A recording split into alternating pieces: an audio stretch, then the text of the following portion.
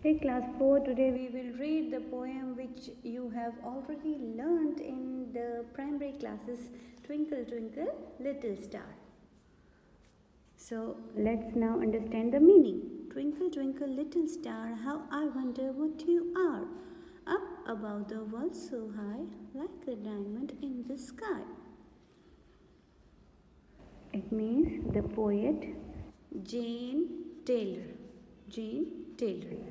is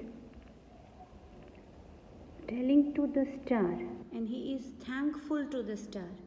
यहाँ पे जो पोइट है जेन टेलर, ये पोइट जो स्टार्स हैं उनको कह रही हैं, उनसे बात कर रही हैं कि तुम ट्विंकल करते हो, तुम चमकते हो रात को, मैं कैसे पता लगाऊं तुम क्या हो असल में. हाउ आई वंडर, मैं कैसे पता लगाऊं, ये आश्चर्य की बात होगी मेरे लिए कि तुम असल में क्या हो, स्टार के अंदर क्या है. Up about the world so high, तुम पूरी दुनिया में इतने ऊपर हो, दुनिया से इतने ऊपर हो हमारी. Like a diamond in the sky, ऐसा लगता है कि आसमान में एक डायमंड चमक रहा है.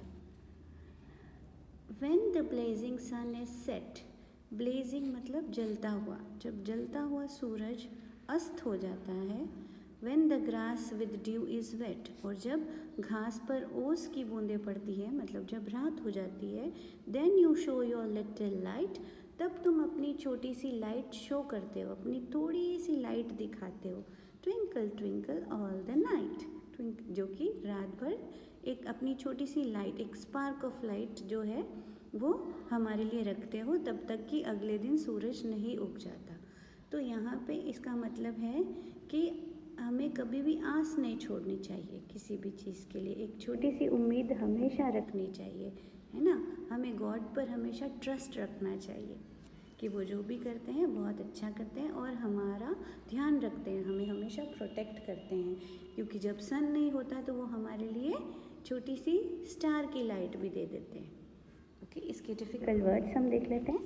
Twinkle, to shine with the light that changes from bright to faint, जो थोड़ी तेज़ चमकती है फिर हल्की हो जाती है, तेज़ हल्की, ब्राइट टू फेंट होती है, उसको ट्विंकल कहते हैं.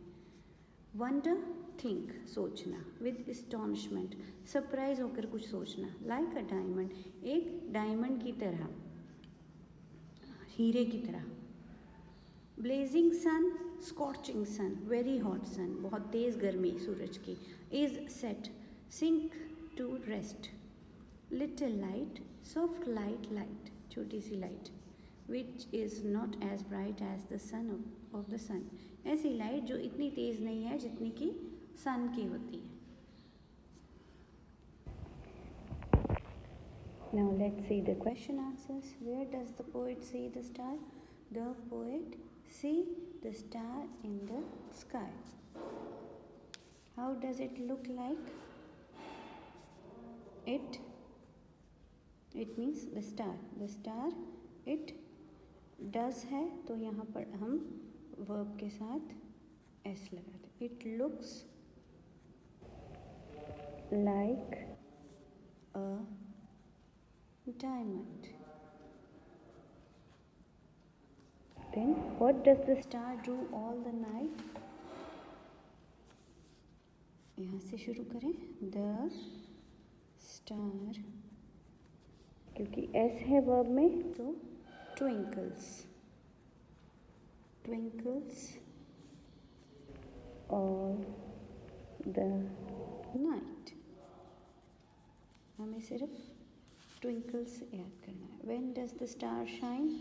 The star,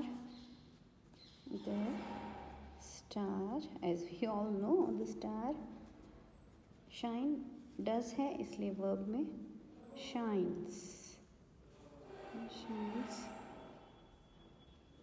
all the night. Can you count the stars? No, they are uncountable. No, तो can है इसलिए no, we cannot count the stars. Okay, so next we have the word meanings. देख लें एक बार. Twinkle, टिमटिमाना. Little छोटा, star तारा, वर्ल्ड दुनिया, ब्लेजिंग प्रज्वलित। अच्छा नेक्स्ट हमारे हैं fill in the blanks. The stars look like diamonds, the star shine at night, the sun rises in the east, the grass is wet with dew, the color of the sky is blue. Then we have matched the following. Okay, next we have important sentences. What we had to do, we had to make them negative. इनको हमें negative करना है, यानी कि not, does not, do not लगाना है, no लगाना है. The star shine in the cloudy night. जब यहाँ पे verb की first form आई है, 3 forms of the verb होती है, verb की जहाँ first form आई तो stars shine की जगह क्या आ जाएगा, do not. So it's your page number 81 of the book Gateway to English, and you have to make these sentences negative. In sentences को हमें negative बनाना है, मतलब इनमें no, not, does not, do not लगाना है. Stars shine in the cloudy night. अब जहाँ पे verb की first form है, SES नहीं है, तो हम do use करेंगे. Stars do not shine. Do not shine in the cloudy night.